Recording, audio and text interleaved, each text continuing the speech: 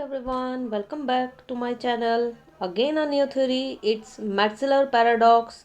इससे पहले हम लोगों ने स्टोल्पर सैमुल्सन थ्योरम को डिस्कस करा था। उसके बारे में सारे डिटेल्स पढ़े थे कि स्टोल्पर सैमुल्सन ने क्या बोला था, उनके ग्राफ भी देखे थे, उनके जो आर्ग्यूमेंट्स दिए थे उन्होंने अपने थ्योरी को प्रूव करने के लिए, हमने सारे पॉइंट्स डिस्कस करा था। एक बार मैं फिर से रिपीट कर देती हूँ। सैमुल्सन थ्योरम स्टेट्स दैट रिवॉर्ड, जब भी टैरिफ इम्पोज होगा, आफ्टर इम्पोजिशन टैरिफ, जो स्केर्स फैक्टर होंगे जिस कंट्री में, और इम्पोजिशन के बाद यानी कि इंपोर्ट पर टैरिफ इम्पोज हो रहा है, तो इंपोर्ट जो भी कर रहा है जिस भी गुड का, फॉर एग्जांपल अगर कंट्री टू इंपोर्ट कर रही है गुड एक्स का, तो उसी उसका ही इंपोर्ट करने के बाद उसका चूंकि प्राइस इंक्रीज होगा, यानी कि P x relative price increase होगा, जिसके कारण वहाँ के प्रोड्यूसर्स ज़्यादा से ज़्यादा प्रॉफिट कमाने के लिए गुड एक्स को प्रोड्यूस करना चाहेंगे, जिसके लिए वो लेबर का डिमांड करेंगे। और जब वो लेबर का डिमांड करेंगे तो जो उसका रिटर्न है या फिर जो रिवॉर्ड है लेबर का, यानी कि वेजेस, वो इंक्रीज होगा। तो ये था स्टोल्पर सैमुल्सन थ्योरम। लेकिन मैट्सलर ने इसका ठीक अपोजिट अपने पैराडॉक्स में, इसीलिए इसको पैराडॉक्स बोला जाता है, विरोधाभास, बिल्कुल ही अपोजिट थियरी दी थी। मतलब कंप्लीटली जब हम इसको पूरा डिटेल में पढ़ेंगे मैट्सलर पैराडॉक्स, तो हमें ये पता चलेगा कि ये बिल्कुल एग्जैक्ट अपोजिट है। जैसे कि स्टोल्पर ने स्केर्स फैक्टर बोला था, मैट्सलर ने बोला था अबंडेंस फैक्टर। तो थोड़ा सा आगे बढ़ाते हैं अपने थ्योरी को। और इनका जो वर्क था ये 1949 को था। और इनका जो आर्टिकल था, the tariff the terms of trade and distribution of income, जो कि पब्लिश हुआ था इन जर्नल ऑफ पॉलिटिकल इकोनॉमी में, इन्होंने क्रिटिसाइज किया था, जैसे कि मैंने बोला, स्टोल्पर सैमुल्सन थ्योरम को अज्यूम किया था कि जो terms of trade remains constant और अनचेंज्ड। इसके बाद जो कि अंडरलाइन जो प्रीमाइसेस था स्टोल्पर सैमुल्सन का, जो कि मैंने अभी बताया कि स्केर्स फैक्टर को लेके था, लेकिन जो मैट्सलर की जो थियरी थी वो एग्जैक्ट इसके अपोजिट थी। उन्होंने अबंडेंस फैक्टर को टारगेट किया था, और इसके लिए उन्होंने क्या क्या आर्ग्यूमेंट्स दिए थे, क्या आर्ग्यूमेंट्स लेबल करा था इस थ्योरम के अगेंस्ट, वो देखेंगे। तो इन्होंने बताया कि if tariff improve the terms of trade, imposing a tariff country so much so that if it reduces the price of import, then relative price of the commodity will fallen down. इसको थोड़ा सा अगर हम graph के जरिए समझे तो और इजी हो जाएगा। पहले थोड़ा सा मैं ब्रीफ कर देती हूँ थ्योरी के बारे में। थियरी बोल रहा है कि पहले हम लोगों ने पढ़ा था कि दो कंट्री थी, मतलब स्टोल्पर सैमुल्सन में पढ़ा था, जैसे कि एचओ मॉडल में था कि दो कंट्रीज थे, country one and country two, दो कंट्री थे। और कंट्री वन जो थी वो गुड एक्स को प्रोड्यूस कर रही थी, और कंट्री टू जो थी वो गुड वाई को प्रोड्यूस कर रही थी। ये लेबर रिच कंट्री और ये कैपिटल रिच कंट्री थी। तो अगर मैं स्टोल्पर सैमुल्सन थ्योरम को कंसिडर करके इस थ्योरी को एक्सप्लेन करूं कि स्टोल्पर सैमुल्सन बोलता है कि जो भी स्केर्स फॉर फैक्टर्स होंगे, फॉर एग्जांपल अगर मैं कंट्री वन को टारगेट करूं, कंट्री वन जो कि लेबर रिच कंट्री है, और इसमें जो स्केर्स है वो कैपिटल है। स्केयर फैक्टर्स कौन होगा, स्केर्स फैक्टर ऑफ प्रोडक्शन में स्केर्स है कैपिटल। तो अगर स्टोल्पर सैमुल्सन करूँ, यानी कि जब टैरिफ इम्पोज होगा वो स्केर्स फैक्टर पे इम्पोज होगा, तो जो डिमांड बढ़ेगा वो किस गुड का बढ़ेगा, वो कैपिटल इंटेंसिव गुड का बढ़ेगा, ऐसा स्टोल्पर सैमुल्सन बोलता है। लेकिन जो मैट्सलर है वो बोलता है कि नहीं, ऐसा नहीं होगा। ऐसा जब टैरिफ इम्पोज होगा तो ये जो लेबर रिच कंट्री है ना, यानी कि आफ्टर इम्पोजिंग टैरिफ जो स्केर्स फैक्टर है उसके रिवॉर्ड्स नहीं बढ़ेंगे, बल्कि उस फैक्टर ऑफ प्रोडक्शन के रिवॉर्ड्स बढ़ेंगे जो कि अबंडेंस में है, यानी कि लेबर रिच, यानी कि गुड एक्स का बढ़ जाएगा, क्योंकि लेबर अबंडेंस है, it's a labour rich country, produce good x, ये बोलता है मैट्सलर। Just opposite. तो अगर मैं इसको ग्राफ में प्लॉट करूं तो इट विल वेरी बेनिफिटेड। तो मैं इसको ग्राफ में ही प्लॉट करके आप लोगों को समझाना चाहूँगी। One sec, let me add more slide. तो मैं ग्राफ बना लेती हूँ, और मैं इस ग्राफ को बनाने के लिए यानी कि इस थ्योरम को एक्सप्लोर करने के लिए मैं ऑफर कर्व को यूज़ कर रही हूँ, और via offer curve we can easily understand this theorem. तो मैं बना लेती हूँ दो एक्सिस अपना। दिस इज एक्स और दिस इज वाई, और ये गुड एक्स को प्रोड्यूस करती है। This is country 1 and it's country 2, और this is capital rich country, और ये है लेबर रिच कंट्री। जैसा कि हम लोगों ने देखा, एक इनिशियल ऑफर कर्व भी ड्रॉ कर लेते हैं। दिस इज कंट्री, ये कंट्री 2, दिस इज कंट्री 1 का offer curve, this is country, one sec, yes, ये कंट्री 1 का ऑफर कर्व, थोड़ा सा, यस, और ये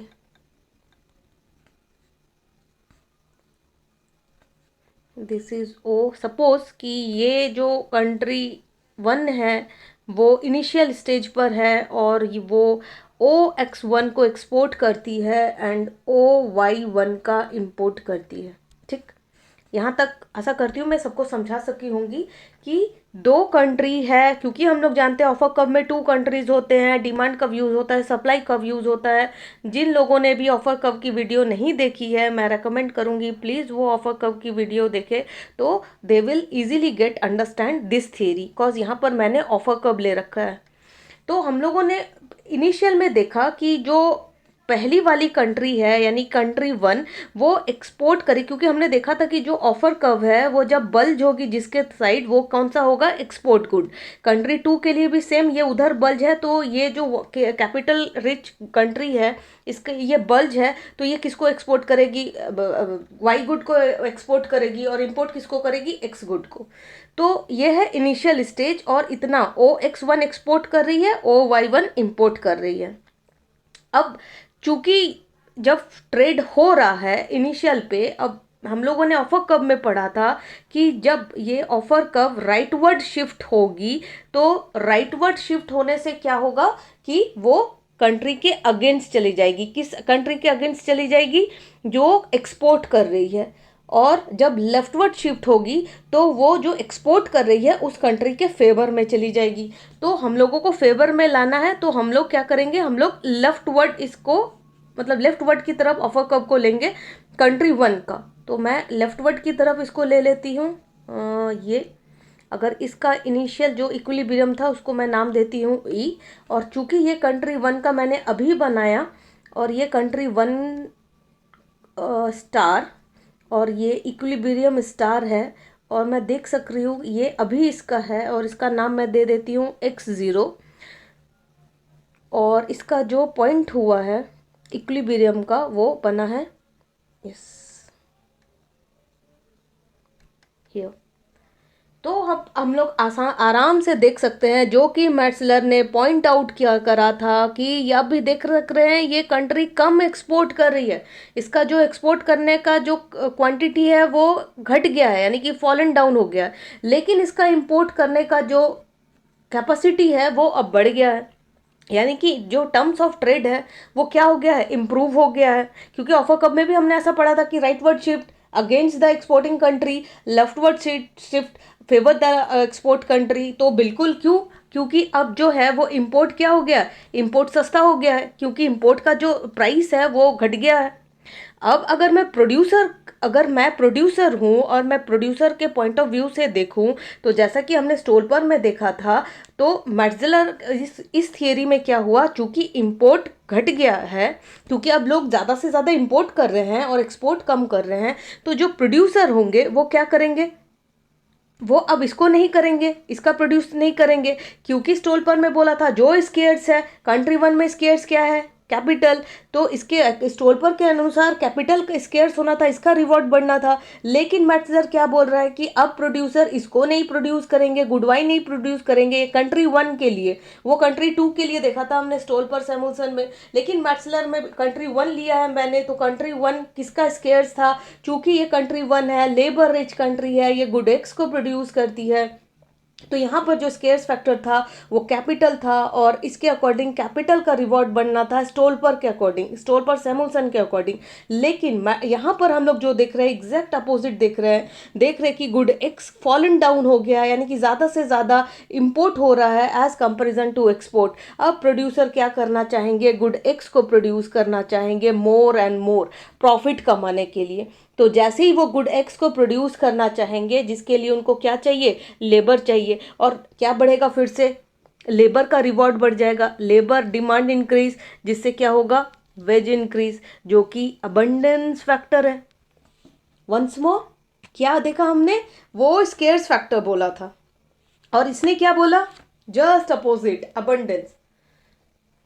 तो मोटिव, प्रॉफिट कमाने के मोटिव से जो प्रोड्यूसर है वो ज़्यादा से ज़्यादा क्या प्रोड्यूस करेंगे, गुडेक्स, और डिमांड मोर लेबर, जिसके कारण रिवॉर्ड किसका बढ़ा, वेज का। तो मतलब लेबर के लिए जो रिवॉर्ड है वो बढ़ गया, वेज। तो ये डायग्राम बिल्कुल इजी है, मतलब हम लोग इजीली इसमें समझ सकते हैं। हम लोग देख भी सक रहे हैं कि हाँ, जो एक्सपोर्ट है वो घट चुका है और जो इंपोर्ट है वो इंक्रीज हो चुका है। तो जो प्रोड्यूसर्स है वो नहीं प्रोड्यूस करेंगे गुड वाई को, लेसर, और या फिर लेसर क्वांटिटी प्रोड्यूस करेंगे गुड वाई का, लेकिन अब वो ट्राई करेंगे more and more produce to good X, cause return for abundance factor will increase right now. तो जो इंटरनेशनल ट्रेड, इसमें क्या देखा कि international trade benefit countries abundance factor of production after imposition of tariff. Tariff जैसे ही impose हुआ, जो अबंडेंस फैक्टर है उसका रिवॉर्ड इंक्रीज हुआ।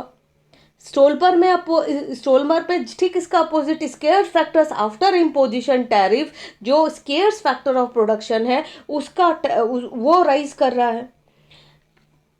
लेकिन ये क्वाइट अनयूजुअल केस है, cause trade partners offer curve is inelastic. अगर मैं इस चीज को देखूं, वन सेक, अगर मैं ये दोनों इक्विलिब्रियम को देखूं,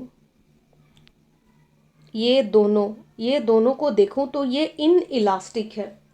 तो ये चूंकि ये अनयूजुअल केस बोला जाता है क्योंकि जो ट्रेड पार्टनर्स हैं, जो ऑफर कव है इसमें, वो इन इलास्टिक है।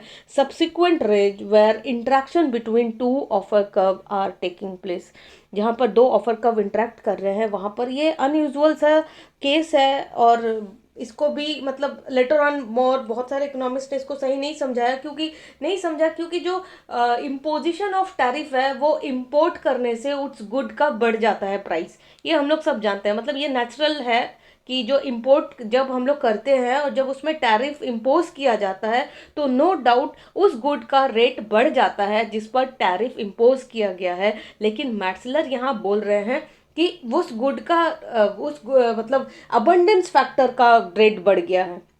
ये है मैट्सलर की थियरी। आशा करती हूँ आप लोगों को अच्छा लगा होगा। Thank you.